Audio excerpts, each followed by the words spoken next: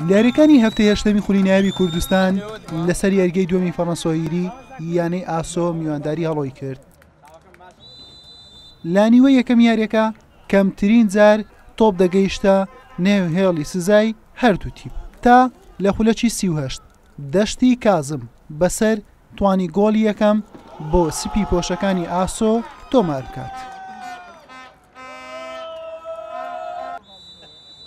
لانیوەی دووەم یاریەکە یاریزانان یانەی ئاسۆ زۆرترین دەرفەتیان بۆ ڕەخسا تا ئەنجامەکە دوو هێندە لێ بکەن، بەڵام لە دەستدانیان بە ئاسانی وای کرد هەڵۆ جڵەوی یاریەکە بگرێتە دەست و فشار بخاتە سەر گۆڵی ئاسۆ و تەنها 3 خولەک مابوو بۆ کۆتایی هاتنی یاریەکە.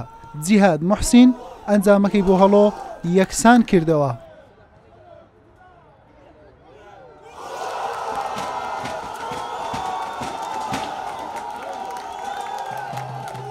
یاریەکە بە گۆڵێک بۆ هەردوویانە و بە یەکسانی بە کۆتا هات.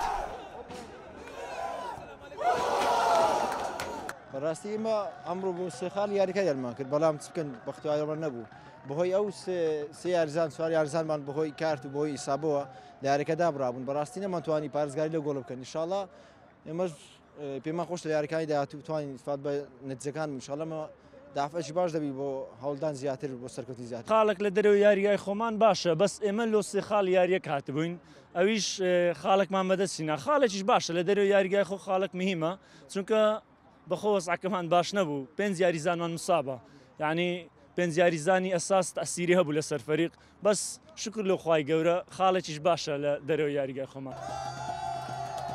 یانی هەڵۆ کۆی خاڵەکانی بەرز کردەوە بۆ 11 خاڵ و ئاسۆش 10 خاڵ لە خانەکانی پێنجەم و شەشەمی ڕیزبەندی خولەکە دەبینرێن.